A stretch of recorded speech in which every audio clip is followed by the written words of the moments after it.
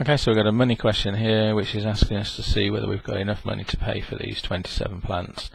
So we're having to do 27 times £5.54 because we want to find out the total cost of these plants. So the calculation we're having to do is 27 times £5.54. There is lots of ways of doing these questions. You could do it by 27 times 5, break it up, so 27 times 5 is 20 times 5 and 7 times 5, so we've got 100 and then 35, and then we've got to do 27 times 50p, so basically that's saying a half of 27, which is going to be £13.50, again lining up our decimal points carefully when we're doing money, so £13.50, and then we've got 27 times the 4p. And 27 times 4p, well, that's doubling up and doubling up again, so 27 doubled is 54, double that again is 108, so that's going to equal £1 and 8p. And then we can add all those together, the individual bits, so we've got 8, 0, 0, 5, 5, 8, 9, 3 and 1 is 4, and 1 is 100. So that gives us £149.58p.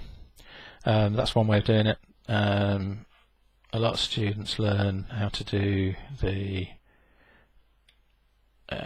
Gelosier Chinese method. It's got lots of different names. So basically you're breaking up each square rectangle into two parts, the tens part and the units part, and you're breaking up, putting the decimal point there, 544. And this method, you literally multiply each of the digits, add up, and then you get the digits that's in your answer with the decimal point in the correct place. So 4 2s are 8, so the 0 10s 8 units, 4 7s are 28, so 2 10s 8 units, 5 2s are 10, 5 7s are 35, 5 2s are 10, 5 7s are 35. And the only thing with this method is that you must remember that you're adding up each diagonal. So you're not coming straight down, you're going diagonally. So we've got 8, 8, 10, 15. So we put 1 over to the next diagonal, carry the 10 over.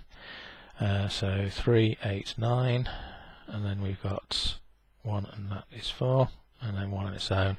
And then you come around the outside and you see the digits are 1, 4, 9, 5, 8. You've got one decimal point. If there was another one here, it'd meet there and follow there, but it doesn't. There's no other decimal point on this side, so it comes straight down.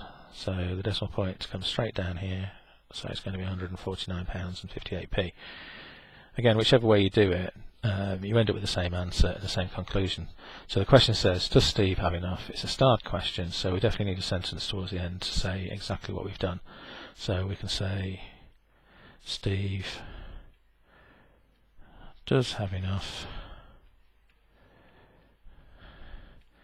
He will have 42p change.